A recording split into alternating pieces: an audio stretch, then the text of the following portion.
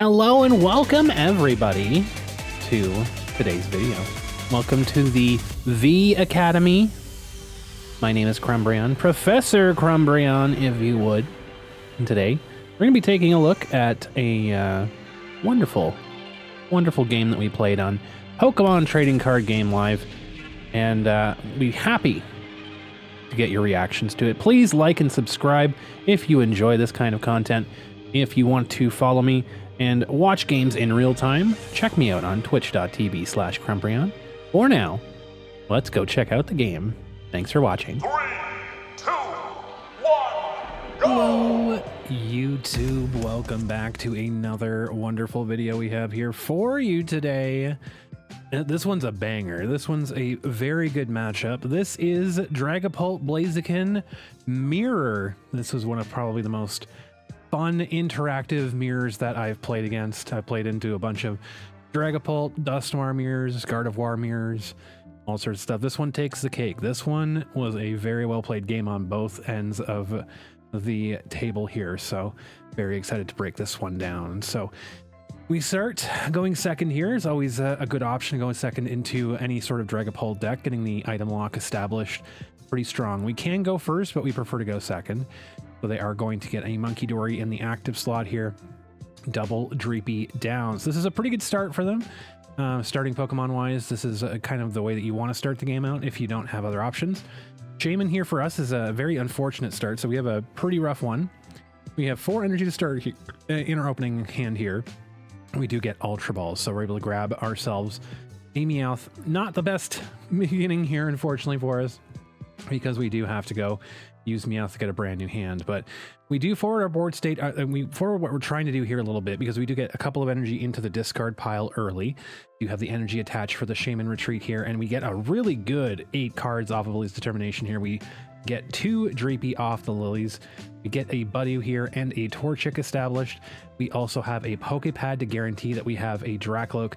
Now, I don't really want to have to put out Risky Ruins here, but we have a full bench, and getting damage on their board is a little bit of pressure that we can go ahead and do. So it does help that they have the Munkidori for them, obviously, so it's not great for us to be using Risky Ruins, but if they do end up putting a bunch of Pokemon down this turn, only having the 1 monkey means they can only push over 20 damage. So it is a little bit of pressure for them here, and we get 10 damage on Munkidori. They're going to be pushing damage either way here, so it was fine putting down the Risky Ruins. And we do have an extremely good follow-up here, a Dark Energy, a Drakloak in hand, Ultra Ball, and Dawn as well. So they do end up getting a Budew down. They're going to have to take the damage off of the Budew.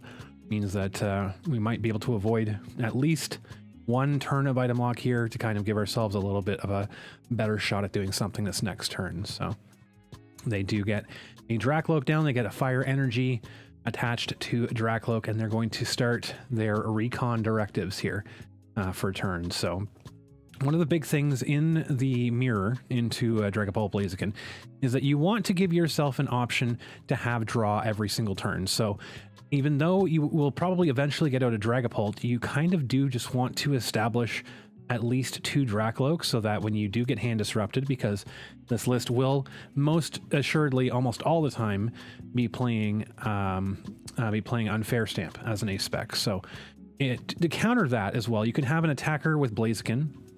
So we are going to go and grab a Poképad just to get another Pokemon out of the deck here.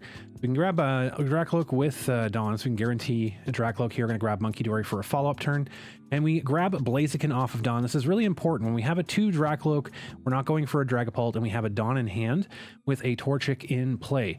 We are going to top deck, or double rare candy off of this recon directive. We get to choose a rare candy off of that, instantly get a Blaziken out. And this is exactly why you grab Blaziken using the Dawn in this situation, right? Because now we have an attack with Blaziken on turn 2, and we can slowly get our Dragapult. We have an Ultra Ball in hand to get Dragapult out if we want to go that direction. We're going to put down Watchtower to slow down their Meowth here, because next turn if they go and grab Meowth and put that down, that is a little bit a little bit awkward for us, but we do have all that energy in the discard pile from the beginning of the game here is going to pay off. Blaziken able to use Seething Spirit to get that fire energy here.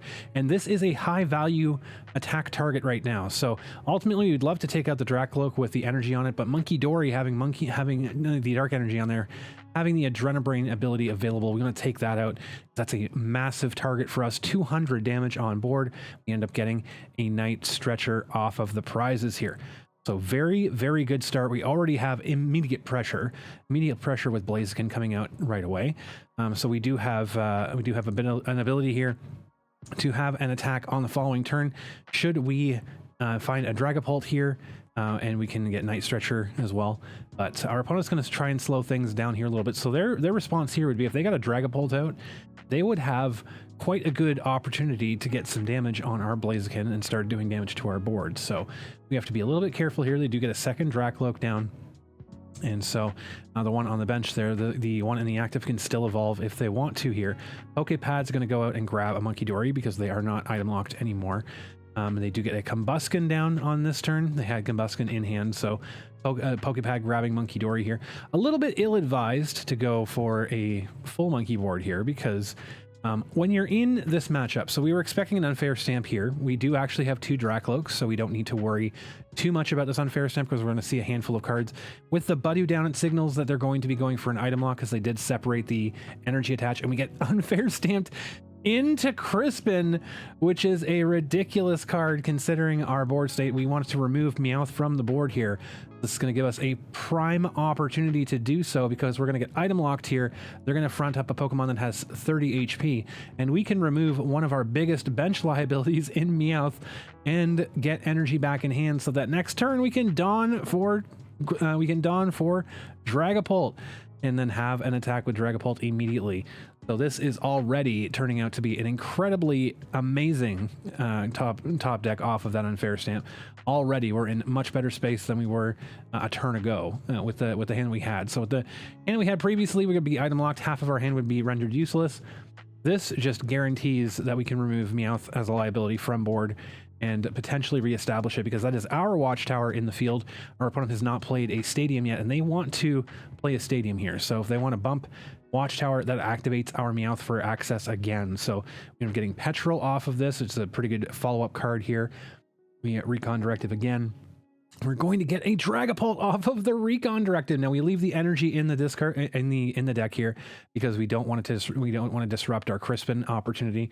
So now we're going to go ahead and Crispin, grab the Psychic and the Fire out here, and now we're going to be putting this directly on to Meowth. We could attack with Dragapult this turn. That's very much an option we could have done.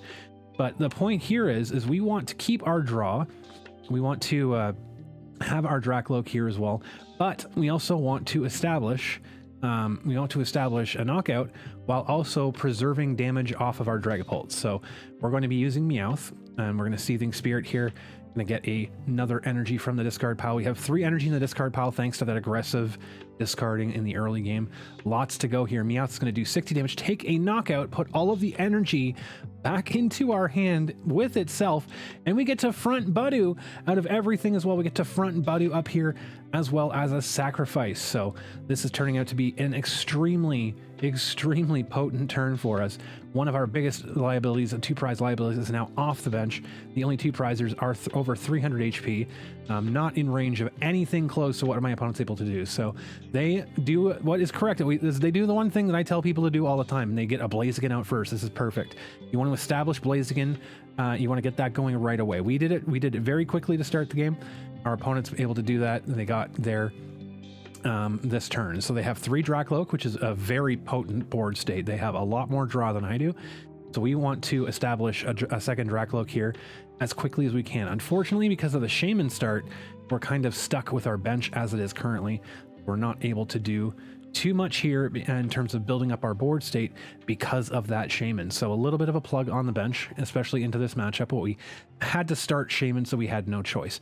We got to remove one of our bench liabilities with Meowth, and then free up 1 board space here. So if they do end up taking out Budew, We do have room for more Dreepy and potentially Fez, things like that. So we do see the Risky Ruins here come down, and we do see the Risky Ruins bump Watchtower. So now Meowth is reactivated here. If we decided to use Meowth in this matchup again, now we can do so. So we see the Risky Ruins coming down, and another Munkidori is the play to bench here because the Night Stretcher grabbing that Dark Energy is going to take out the Budew, and we're going to front up Shaymin to take this because we ultimately would like our opponent to take a knockout on Shaymin to give us a little bit more bench space to work with so we can have those extra cards that we want to. Now, my opponent's going wide on Monkey here, so we have to pivot from what our plan here is. We don't necessarily want to attack with Dragapult and leave a bunch of damage on board so that my opponent can use that to Phantom Dive onto my Drakloaks, right? So a couple of different ways that we can do this. We could attack with Blaziken. We also have other attackers in the deck as well that we could take advantage of. We're going to keep an eye on their energy situation currently because they only have a few energy in the discard pile. So they did have to use Seething Spirit this turn to get the dark energy on Munkidori, which means they cannot Seething Spirit the fire energy onto Dragapult this turn. This is a key piece right now because Phantom Diving into Budew would not have been a very good feeling for them, obviously. So they're going to Lily's Determination here, try to get a fire energy, and if they can not get the fire energy here, then they're only stuck with a Jet Headbutt, which does not KO Shaymin. There's no damage on their board anymore. Second Dark Energy comes down on the Munkidori, and they only do 70 damage to Shaymin. They don't take a knockout here. So we actually have an incredibly good opportunity now because they only have one fire energy in the discard pile. We know that they have no fire energy in their hand. We top deck a boss here, which saves us from having to play Meowth to grab boss's orders, because what ultimately we'd like to do is give ourselves a little bit more of a chance to build up a board state. This is one of those times that you want to slow the game down and you want to take pace as the Dragapult Blaziken, and in this matchup we can do so. So we know that Blaziken has a 2 retreat cost. We know that there's 1 energy in the discard pile. We know that if they want to have an attack this turn, it's going to have to be Blaziken, because unless they run Switch, which a lot of these lists don't run, I'm one of the few that does, Smolder Salt can do 200 here if they have energy in hand, and they have to have energy in hand, which means no Phantom Dive this turn unless they are playing a Crispin. And if they're playing a Crispin, they're not using boss's orders. And if they do play boss's orders, then they don't have a knockout here. If they don't have a knockout here on anything other than Dreepy currently, because there's no damage on their board. So we're being very frugal about our damage counters. We're not going to be retreating here. We could have retreated and obviously done Jet Headbutt, which could have caused some chaos with the Munkidoris using that. So we are being very conscientious about the fact that they have 2 setup Munkidoris right now. We're going to be a bit frugal with our damage. So my opponent here kind of trying to figure out what they want to do. I don't know if they've ever faced into this situation before, or if they've had anyone boss up the Blaziken and lock it up here. It's one of those things that you learn as a Gardevoir player. Gardevoir has a 2 retreat cost, and if you've locked yourself out of enough energy to retreat Gardevoir, you're going to have a hard time doing anything with Gardevoir stuck in the active, right? So as I have extensive experience playing the Gardevoir list, this is kind of something that I've built into the back of my mind when I'm playing Blaziken. You always want to have at least 1 energy in the discard pile to have an energy in hand that you can retreat Blaziken or attack with Blaziken if you're in a situation like this. So my opponent is going to get the 2 energy here onto Blaziken. And now what they could do is they could Smolder Salt onto Shaymin, which would activate Unfair Stamp for me, and I could Unfair Stamp them down to 2. It wouldn't be exactly a strong position because they do have 2 Drakloak and they could easily build back out of that. And I don't really have a good option to swing into Blaziken on this turn, but a boss's orders on something like Drakloak, Munkidori down would mean I would actually get pretty close to having a Phantom Dive knockout on both of their draw supports. So an Unfair Stamp and then Phantom Dive onto 2 Drakloaks would spell disaster for them. They would have 2 cards to draw from and only a Blaziken, but they would be able to retreat Blaziken into Dragapult, set up for a Phantom Dive, but have not really a good response back with zero damage on their board. So they choose to not take a knockout on this turn. They choose to not attack or retreat on this turn. They could have retreated into Dragapult, they could have done a whole bunch of things, but they choose to not do anything this turn, which is very astute of my opponent. So we're going to take our 1 Drakloak draw here. Now, my initial thought is I was going to Night Stretcher here for Munkidori, and I forgot that Munkidori was not in my discard pile. This was the original play.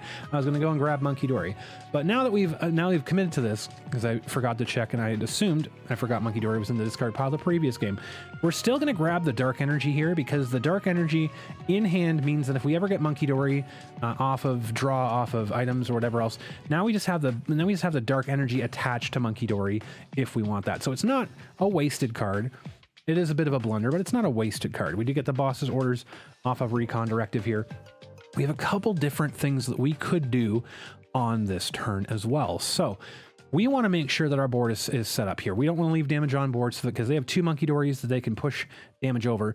Right now, if they have a boss's orders in hand, they retreat the Blaziken, they boss up. If they boss up Drakloak this turn with 0 damage on board, they fail to knock out 2 Drakloak. They fail to take out our draw support. We now have 2 Drakloaks. So my option on this turn, we're just going to attach to Blaziken to avoid getting stuck in the active ourselves here, because now we can Seething Spirit to Blaziken, and we're just going to pass the turn, because again, if they knock out Shaymin, if they take a knockout this turn, we do have options to Unfair Stamp. We have options to do a whole bunch of different things to them this turn. So that would kind of set their board back a little bit here. So we're going to take a chance here. We're going to pass the turn because we're already up 2 prizes. We're up 2 prizes to 1. And so we are in the driver's seat right now. We've already taken a couple steps along our prize map. They're down to 1. They only have 1 single prize on this turn. And so they've been very careful to not take knockouts to avoid Unfair Stamp. And so taking a slower approach, they're going for a more methodical, old school Dragapult way of damage spread, making sure they can take a multiple knockout, multiple prize turn later down the road. And this is a good strategy. However, it is not, in this particular situation, it's a little bit too slow for what is going to be happening. So they're going to go and get the Phantom Dive set up here, and they're just debating on what to do. They have 8 cards left in their deck. Like this list, I'm telling you right now, it blows through your deck very, very quickly. You have access to a lot of your cards, and you can be very aggressive in your draw. So this is just a key showing of how completely crazy it is for this card draw. And so my opponent's taking a good long time here. They're going to evolve to a Dragapult, which is another blunder here. Having the 2 Drakloak is very strong because you have the multiple draw per turn. Now they only have a single Drakloak. Their draw is going to slow down immensely. Look how different. As I had a single Drakloak for the entire time, they had double Drakloak and then 3rd Drakloak. Look how different the draw is between the 2. I have 20 cards, they have 8. That is the massive difference between the 2. You have to keep at least 2 Drakloak out as long as you possibly can. So the boss orders does come out here. They were debating on if taking out Drakloak was the right thing or taking out, but they couldn't take out both. So they're going after a multi-prize turn here. They're going to go put 200 damage on Dragapult. They're going to spread damage across the board, not take a knockout on Shaymin. So now they're setting up for a big swing turn, right? They're setting up for a big swing turn when they could take a 4-prize turn by taking out Dragapult, Drakloak, and Shaymin all in one swoop. The problem is that they have 5 prizes left. That would only cover 4. So we check the deck here. We see Lillie's Clefairy. We actually have an attack with Clefairy. This turn we were not planning on attacking with Dragapult. We had to take out their Dragapult in one swoop, leaving 0 damage on board, because if we give them damage at all, we lose the game to a 5-prize turn. If we leave any damage on the board at all whatsoever, we lose to a 5-prize turn. So they put down Jamming Tower here, so they bumped their own. Risky Ruins. We're going to get Unfair Stamp off of Recon Directive here, which is incredibly strong. And then we get Dawn to go and grab us Lillie's Clefairy. These last 2 cards, they're just going to be random. We don't need anything here. Lillie's Clefairy is going to be the one that gets benched. We get to attach from hand, and we get to Seething Spirit, so that we get this guaranteed Psychic Energy. We're discarding the Fire Energy to kind of spread the diversity of the energy in the discard pile here. And so this is going to take a 1-shot and leave 0 damage counters on board, which means maximum that we're going to see here from the opponent is a 4-prize turn. So all we have to do now is, because it's a very good chance the Clefairy does get knocked out here by the opposing Dragapult on the bench. If that's the case, because the best case scenario is that they promote the Dragapult, take a 4-prize turn off of Clefairy, we can get Night Stretcher, and that would just be effectively game because we have seen the unfair stamp come out for my opponent already. So we get Night Stretcher off of the prizes as well. So if there's no hand disruption here, they can go in for a 4-prize turn, which is a very juicy turn for my opponent, and then a very threatening board state because we only have a very damaged Dragapult and not really anything else to go by here with just one Drakloak draw. What exactly could we do? The answer is not a whole lot because we in this list are only running one Munkidori, so we don't have the ability to push 60 damage over to one Munkidori to take a 2-prize knockout on, say, a boss's orders, Monkey or Drakloak, and taking a 2 prizes to finish off the game. But we do have game in hand here with Night Stretcher. If my opponent doesn't get a hand disruption on this turn, which they've already used their unfair stamp earlier to start the game, so we're very confident that we'll be able to keep our hand here. If that's the case, we just have the Dark Energy in hand that we used the Night Stretcher for previously. Survived this long, we have that access in hand now, and all we'd have to do is attach the Dark Energy to Clefairy, Seething Spirit to Clefairy, energies on Dragapult to retreat, and then we just swing with Clefairy for the victory. So it's looking like this is going to be it here. Dragapult has the Phantom Dive. It is going to be Crispin for the supporter for turn.